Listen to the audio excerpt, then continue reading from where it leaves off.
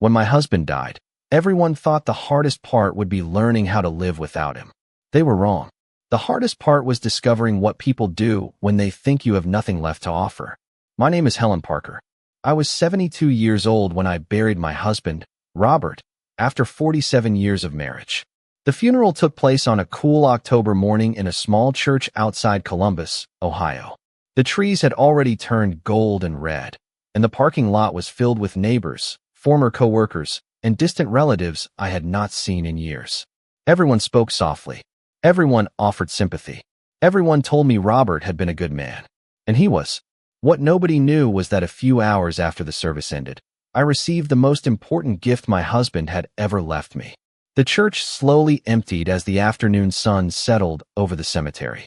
I remember standing beside Robert's grave long after most people had gone home.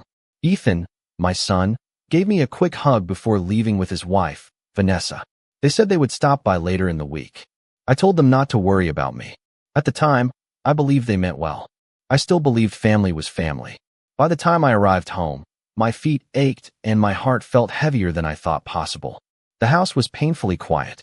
For nearly 5 decades, Robert's voice had filled every room. Now even the ticking clock in the hallway sounded too loud.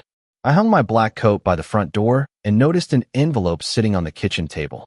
Attorney James Sullivan had asked me not to open it until I was alone.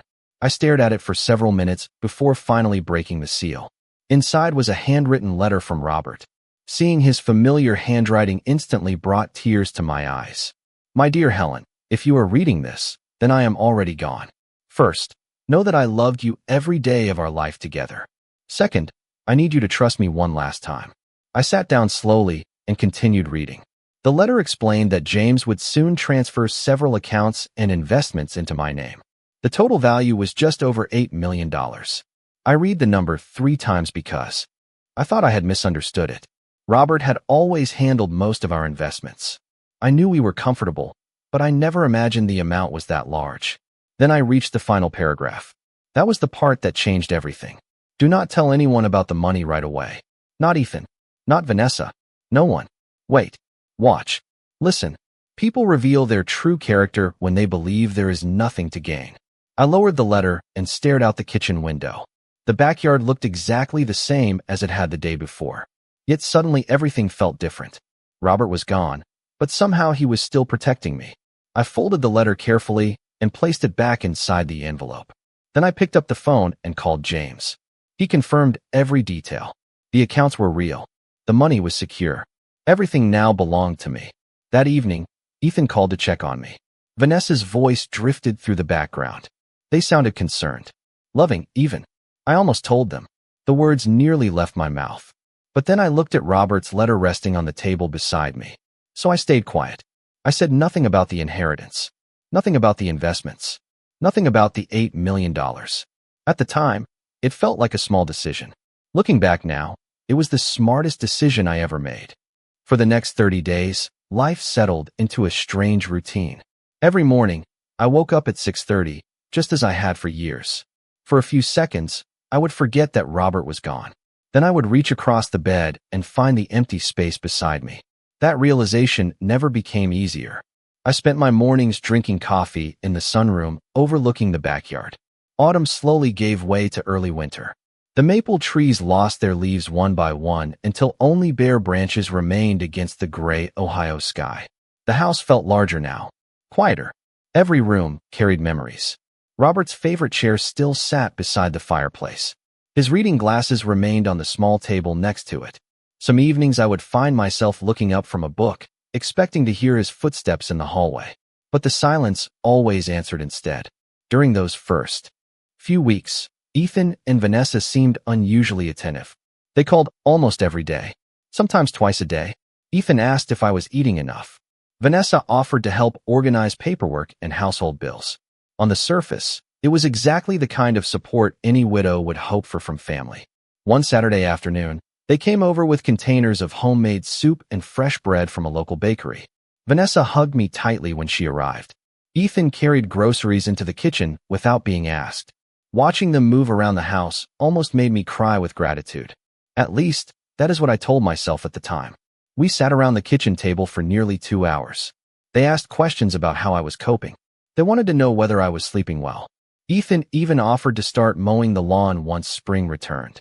It all sounded sincere, caring, thoughtful, yet something felt slightly different. Not wrong exactly, just different. I noticed that many of their conversations eventually drifted toward practical matters. Bills, property taxes, insurance policies, investments. Vanessa seemed especially interested in the details of Robert's estate. She always asked casually, never directly, never enough to sound suspicious. Still, I noticed. One evening, she asked whether the probate process was complicated. Another day, she wondered if maintaining such a large home might become difficult for someone living alone. Ethan asked similar questions. He mentioned how expensive repairs could be on older houses. He talked about how some retirees preferred smaller homes with less maintenance. I listened carefully while pretending not to think much about it. The truth was that Robert's letter never left my mind. Every night before bed, I reread those final lines. Wait, watch, listen. People reveal their true character when they believe there is nothing to gain. At first, I felt guilty for following his advice. These were my own family members. My son, my daughter-in-law. Part of me worried that keeping secrets made me dishonest. Yet another part of me trusted Robert completely. He had always been a good judge of people, better than I was. One afternoon, Attorney James Sullivan called to confirm that the final transfers had been completed successfully. The funds were secure. Everything was legally finalized. I thanked him and hung up. 10 minutes later, Ethan called. The timing almost made me laugh. We spoke for 20 minutes. He never mentioned money directly. Not once. But before ending the conversation, he asked whether everything with the estate was settled. I paused. Then I simply said that things were moving along. That answer seemed to satisfy him. Or perhaps it did not. Looking back, I realized that was the moment I began paying closer attention. Because despite all the kindness, despite all the concern, despite all the warm phone calls and helpful visits, I could not shake the feeling that everyone was waiting for something. And I was beginning to wonder what would happen when they believed there was nothing left to wait for. December arrived with freezing rain and short gray afternoons. The holiday season was approaching, but the excitement that once filled my home seemed distant now. For years, Robert had been the one who hung the lights along the porch roof while I decorated the tree inside. We had followed the same traditions for decades. This year, I found myself unpacking the decorations alone. One cold Tuesday morning, I carried a box of ornaments down from the attic and spent nearly an hour arranging them on the dining room table. Many of them had stories attached. There was the handmade snowman Ethan created in second grade, a glass cardinal Robert bought during a trip to Vermont, tiny wooden angels my mother had passed down to me years ago. As I worked, my phone remained silent. By noon, I realized Ethan had not called in almost a week. That might not sound unusual to some people, but it was noticeably different from the daily check-ins I had received during the month after the funeral. I told myself he was busy. People have jobs, families, responsibilities. Still, the change was impossible to ignore. Later that week, Vanessa stopped by unexpectedly. She arrived carrying a holiday gift catalog and a cheerful smile. We sat together in the living room while snow drifted past the windows. Outside, for nearly 30 minutes, she chatted about neighborhood events, holiday shopping, and a vacation package one of her coworkers had booked. Then, almost casually, she brought up my house. "This place must be difficult to maintain alone," she said while looking around the room. "It is beautiful, but it is a lot of space for one person." I smiled politely. "I manage." She nodded slowly. "Of course you do. I just worry about you." The conversation moved on, but something about the way she had studied the room stayed with me. A few days later, Ethan called. During the conversation, he mentioned that one of his friends had recently helped his mother move into a retirement community. He described the amenities, the activities, the convenience, the safety. He sounded almost rehearsed. I listened quietly while staring out the kitchen window. "That sounds nice for her," I said. He hesitated. Then he changed the subject. After we hung up, I sat at the table for a long time. The pattern was becoming harder to ignore. The questions were never direct. The suggestions were always wrapped in concern. Yet they kept appearing.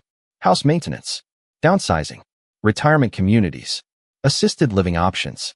Each topic surfaced gently, then disappeared before it could be challenged. Around Christmas, I received an invitation to spend the holiday at Ethan and Vanessa's house. Their home was about 30 minutes away, and I gladly accepted. I arrived carrying homemade pecan pie and a small stack of wrapped gifts. The evening was pleasant enough. Christmas music played softly in the background. The grandchildren laughed while opening presents. Everyone smiled for photographs. To an outsider, we probably looked like the perfect family. But I noticed things. Ethan seemed distracted. Vanessa spent much of the evening whispering to him in another room. At one point, I walked into the kitchen and heard my name.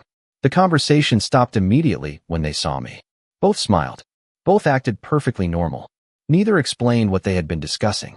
On the drive home that night, snowflakes drifted across my windshield under the glow of the headlights. I thought about Robert's letter again.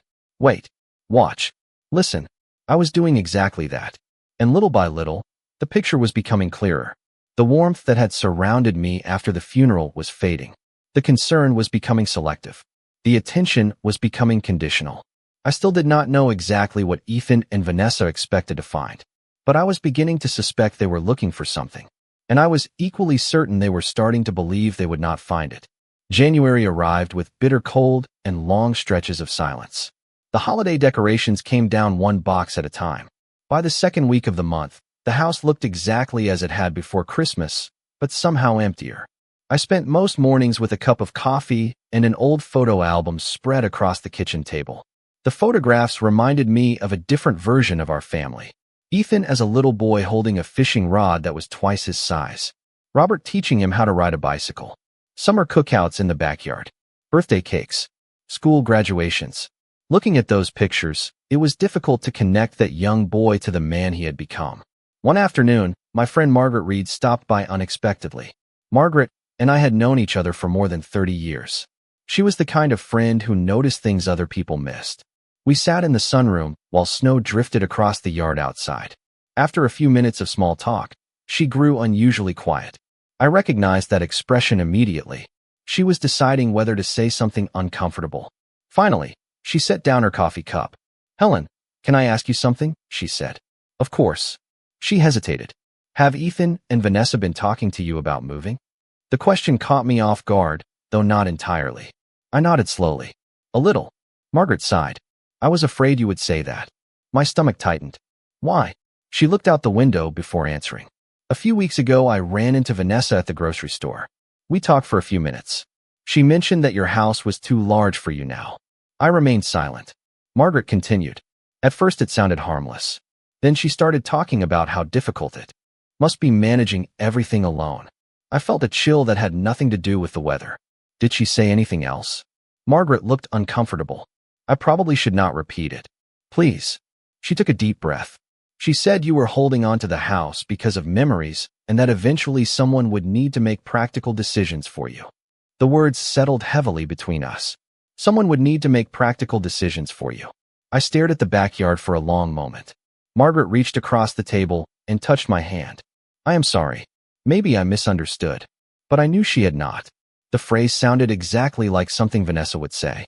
Polite on the surface, dismissive underneath. After Margaret left, I walked slowly through the house, room by room. The living room where Ethan had opened Christmas presents every year. The dining room where Robert and I hosted Thanksgiving dinners. The hallway where family photographs lined the walls. Every inch of that house represented a lifetime of memories and sacrifices. Yet suddenly I found myself wondering whether Ethan and Vanessa saw any of that, or whether they only saw square footage, property value, and future possibilities. That evening, I opened a drawer in Robert's desk and removed his letter again. By then, I had practically memorized every word. Still, I read it from beginning to end. When I reached the final paragraph, I paused. Wait, watch, listen. People reveal their true character when they believe there is nothing to gain. For the first time, I began to understand exactly what he meant. The change had not happened overnight. It had happened gradually. A missed phone call here. A casual comment there. Questions disguised as concern. Suggestions disguised as kindness. None of it was dramatic. None of it was obvious. But taken together, the pattern was impossible to ignore. As darkness settled outside, I placed the letter back into its envelope and returned it to the drawer. Then I sat quietly in Robert's chair beside the fireplace. Somewhere deep inside me, a realization was beginning to form. I still loved my son. Nothing would ever change that. But I was no longer certain that. He saw me as the same mother who had spent her entire life putting family first. And that realization hurt far more than loneliness ever could. By early February, the phone calls had become noticeably less frequent. Days sometimes passed without hearing from Ethan. When he did call, the conversations felt shorter than before. More practical, less personal. I stopped expecting the phone to ring each evening. Instead, I focused on my own routines. I attended church on Sundays, met Margaret for lunch every other week, read novels in the evenings. In many ways, I was adjusting to life on my own. Then one Saturday afternoon, Ethan called and asked if he and Vanessa could come over for dinner. His voice sounded unusually upbeat. I agreed immediately. Part of me still hoped things would return to normal. I spent the afternoon preparing one of his favorite meals, pot roast with carrots and mashed potatoes. The same dinner I had made countless times while he was growing up. They arrived just after 5 o'clock, carrying a bottle of sparkling cider and a store-bought pie. The evening began pleasantly enough. We talked about work, the weather, and the grandchildren. Vanessa complimented the meal several times. Ethan even laughed at a few old family stories. For a brief moment, everything felt familiar again. Then, halfway through dessert, the conversation shifted. It happened so smoothly that I almost missed it. Vanessa set down her fork and smiled. "Helen, have you ever thought about what the next few years might look like?" I looked up. "What do you mean?" "Well," she said carefully, "this house is beautiful, but it is a lot of responsibility." There it was again. The house. Ethan nodded slowly. "We just want to make sure you are planning ahead." I took a sip of coffee and remained quiet. Vanessa leaned forward. "There are some wonderful retirement communities nearby. They have activities, transportation, maintenance services. Everything is taken care of." Ethan quickly added, "Nobody is saying you need to do anything right now. We are only thinking about your future." I studied both of them for a moment. Their expressions were calm, concerned, reasonable, yet something underneath felt rehearsed, as though this conversation had already taken place many times before they ever arrived at my house. "I appreciate your concern," I said, "but I am happy here." Vanessa smiled politely. "Of course, we just worry about you being alone." The topic eventually changed, but the atmosphere never fully recovered. Later that evening, after they left, I stood at the front window and watched their car pull away. Instead of feeling comforted by their visit, I felt strangely unsettled. 3 days later, something happened that confirmed my growing suspicions. I met Margaret for lunch at a small restaurant downtown.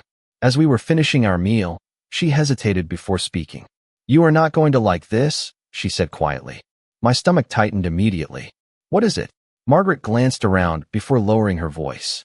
"A friend of mine works with one of Vanessa's cousins. Apparently Vanessa has been talking about your house." I felt my pulse quicken. "Talking about it how?" Margaret sighed. "She said it would eventually make a perfect family home once everything was settled." I stared at her. For several seconds, I could not speak. Once everything was settled. The phrase echoed in my mind all afternoon. That evening, I walked through every room of the house again. The same house Robert and I had built our life in. The same house Ethan grew up in. For the first time, I stopped asking myself whether I was imagining things. I stopped making excuses. The pattern had become too clear. The conversations, the suggestions, the sudden interest in my living arrangements. None of it centered on what I wanted. It centered on what they expected would happen next. As I sat in Robert's chair later that night, I found myself remembering one sentence from his letter more clearly than ever before. "People reveal their true character when they believe there is nothing to gain." Slowly, painfully, I was beginning to realize that Robert had seen something long before I did. The following week, I made a decision that surprised even me. For months, I had quietly observed everyone around me. I had listened. I had watched. Now I wanted answers. Not through confrontation, through patience. On a rainy Thursday afternoon, I called Ethan. We spoke for a few minutes about ordinary things before I carefully steered the conversation in a different direction. I told him that I had been reviewing my monthly expenses and feeling concerned about the future. That part was not entirely untrue. Even with substantial resources safely protected, I still lived modestly. Robert and I had always believed in living below our means. "The costs seem to add up faster every year," I said casually. Property taxes, utilities, maintenance. Sometimes I wonder how long I can keep managing everything. There was a brief silence on the line. Not a long silence. Just long enough for me to notice. Well, Ethan finally replied. That is exactly why Vanessa and I keep encouraging you to think ahead. His voice sounded practical. Detached. Not unkind. Just distant. I waited. Part of me expected him to say something else. Perhaps offer assistance. Perhaps suggest helping with repairs.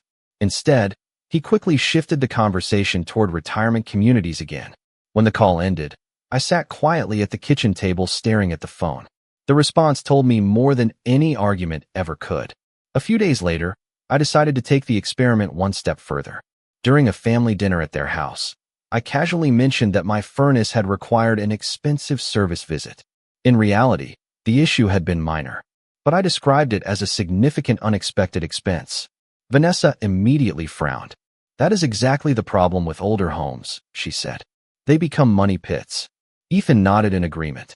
At some point you have to ask whether it makes financial sense. I noticed neither of them asked whether I needed help paying for the repair. Neither offered assistance. Neither even asked how much the service had cost. Instead, the conversation turned almost immediately towards selling the house. I listened quietly while pushing food around my plate. The pattern was becoming impossible to ignore. Weeks earlier, they had checked on me constantly. Now their concerns seemed directly connected to assumptions about my financial future. As February turned into March, the distance grew even more obvious. Phone calls became occasional rather than regular. Invitations became less frequent. Some weekends passed without hearing from either of them. At first, the change hurt. Then something unexpected happened. The hurt slowly transformed into clarity. One afternoon, I visited Margaret for coffee. We sat at her kitchen table while sunlight streamed through the windows. After listening to my latest observations, she shook her head sadly. You know what bothers me most? She asked. What? The fact that you are still looking for reasons to excuse them. Her words lingered with me long after I returned home. That evening, I walked through the house once again. The familiar rooms no longer felt lonely. Instead, they felt honest. They held memories, truth, history, nothing hidden, nothing conditional. I stopped in front of a photograph taken nearly 20 years earlier. Robert stood with one arm around me and the other around Ethan. We were all smiling. Looking at that picture, I suddenly understood something important. Robert had not left me that letter because he distrusted our son. He had left it because he wanted me protected from disappointment if circumstances changed. And circumstances had changed. Whether Ethan realized it or not, his priorities were becoming painfully clear. That night, before going to bed, I opened Robert's letter one more time. I read every word slowly. Then I folded it carefully and returned it to the drawer. For the first time since his passing, I felt calm.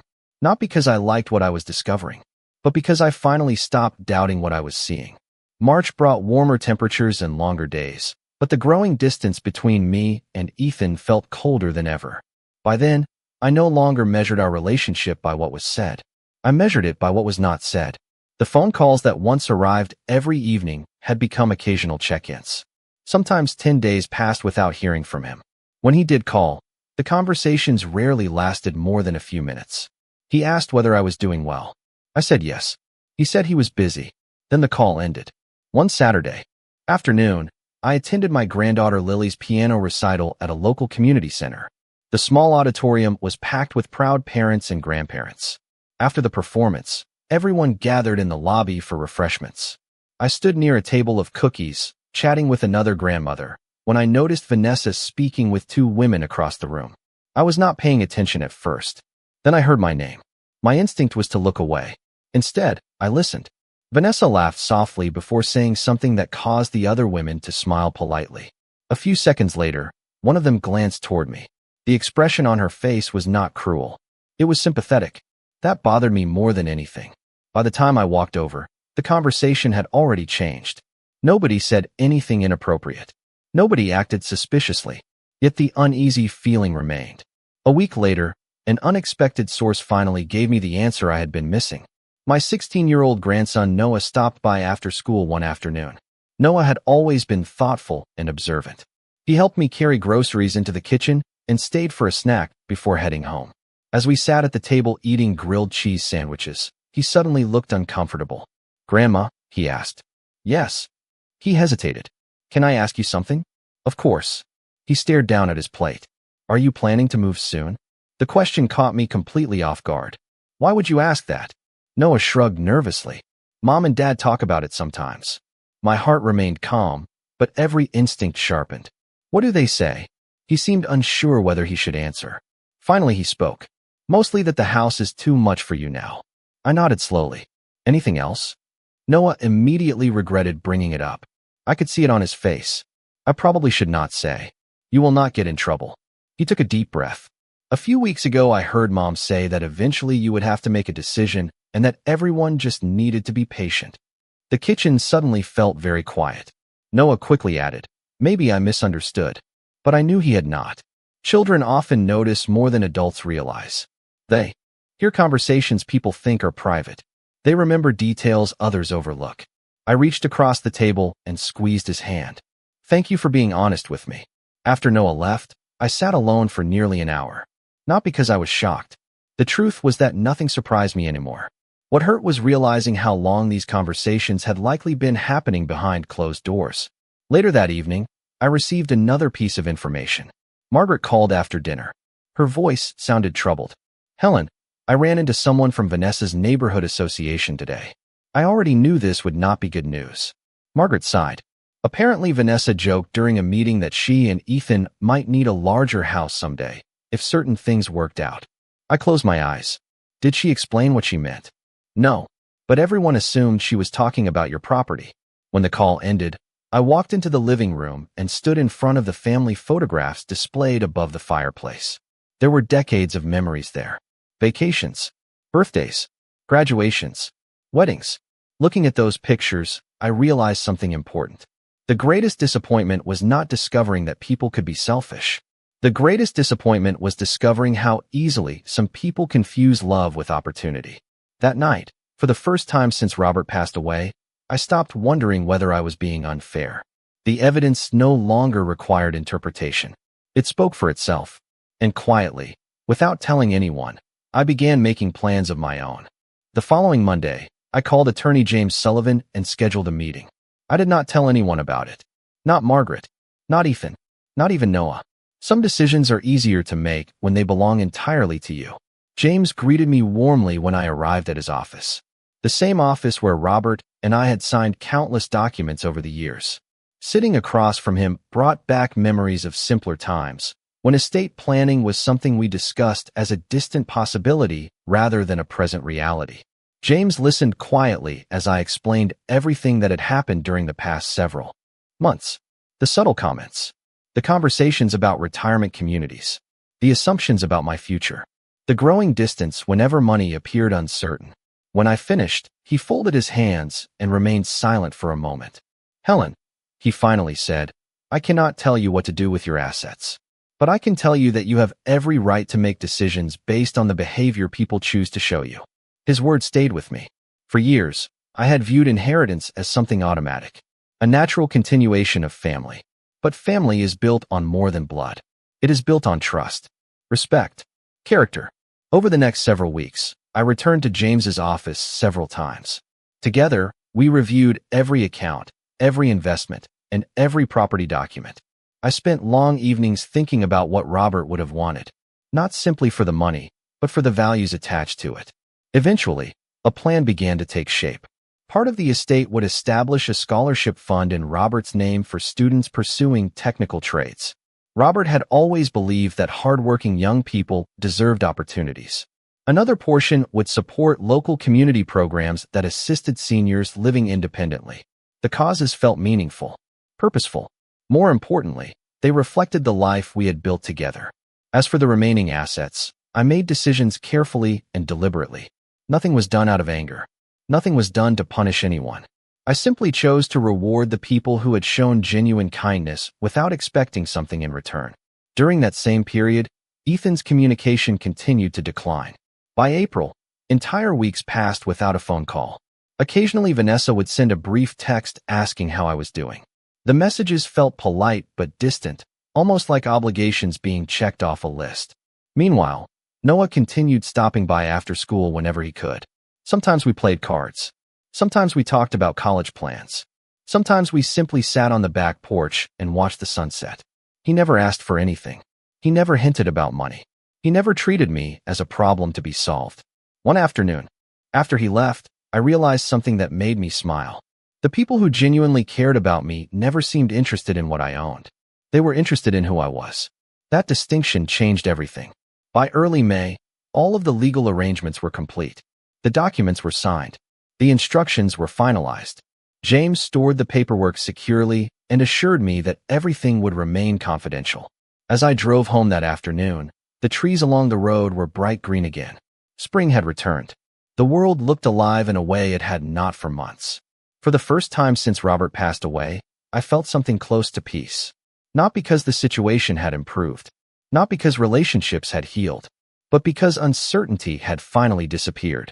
I knew exactly where I stood. More importantly, I knew exactly what I intended to do next.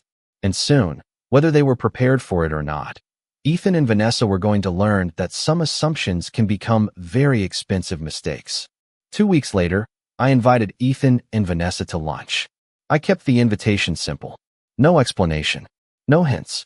Just a request to meet me at Attorney James Sullivan's office on a Friday afternoon. Ethan sounded confused when I called. Vanessa sounded curious. Neither asked many questions. The day arrived warm and sunny. I parked outside the office and sat in my car for a few minutes before going inside. Surprisingly, I felt calm. There was no anger left. No desire for revenge. Only clarity. James greeted me in the conference room. A few minutes later, Ethan and Vanessa arrived. Both looked slightly nervous. They exchanged polite greetings and sat across from me at the long wooden table. After everyone settled in, James opened a folder and began speaking. He explained that I had completed a comprehensive review of my estate and wished to ensure my intentions were clearly documented. Ethan glanced at me with mild confusion. Vanessa leaned forward slightly. Then James began reviewing the assets. The house, the investments, the accounts. As the numbers were read aloud, I watched their expressions change. First surprise, then disbelief, then complete silence. Neither of them had known the truth. Neither of them had known that Robert's estate included more than $8 million in assets and investments. For a moment, nobody spoke. Ethan looked at me as though he had never seen me before. Vanessa stared at the documents in front of her. Finally, Ethan cleared his throat. "Mom, why did you never tell us?" The room became very quiet. I looked at my son for a long moment before answering. "Because your father asked me not to." That statement seemed to hit him harder than anything else. James continued reviewing the documents. The scholarship fund, the charitable programs, the various distributions that had already been legally arranged. Everything was organized. Everything was finalized. There were no surprises left except one. When James explained how the remaining assets would be distributed, Ethan's face went pale. Vanessa stopped taking notes entirely. The portions they had assumed would automatically belong to them no longer existed in the way they expected. The decisions reflected relationships, actions, and values demonstrated over time. Nobody argued. Nobody raised their voice. The silence itself said enough. Eventually, Ethan looked at me again. "You changed everything because of us." I shook my head. "No, I changed everything because of what I learned." His eyes dropped to the table. For the first time in many months, I saw a genuine discomfort on his face. Not because of the money, because the truth had finally been placed directly in front of him. I reached into my purse and removed Robert's letter. The same letter I had read countless times over the past year. I handed it to Ethan. "Your father left this for me." Ethan carefully unfolded the pages and read them. The room remained silent. When he reached the final paragraph, he stopped. His shoulders sagged slightly. He understood. Robert had not been testing anyone. He had simply understood human nature better than most people. After the meeting ended, Ethan asked if we could talk privately. I smiled gently and shook my head. Not today. There was nothing left to explain. The decisions were final. The lessons had already been taught. I stood, thanked James for his help, and walked toward the door. As I reached the hallway, I felt lighter than I had in years. Robert had left me financial security, but that was not the greatest gift he gave me. The greatest gift was the chance to see people clearly before making decisions that could never be undone. Some inheritances are measured in dollars. Others are measured in wisdom. I left that office with both. And for the first time since losing my husband, I knew I would be just fine.